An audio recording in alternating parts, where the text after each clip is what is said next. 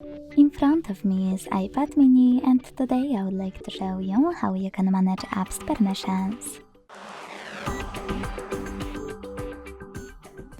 Begin by opening Settings and scrolling down to Access, Privacy and Security section over here.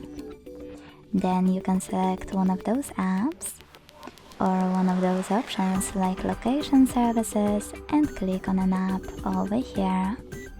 Either way, after clicking on the chosen one, pick one of those options and apply a perfect one for you. In this case, allow location access, never, ask next time or when I share, or while using the app. Whatever you decided, when you're ready, go back. You can also scroll all the way down, click apps at the bottom, and in some of your apps over here, like for example Safari, after tapping on it you can scroll down over here to access this section. In this case, settings for websites. Now click on one of those options like camera and click on one of those, camera access or all websites, ask, deny or allow.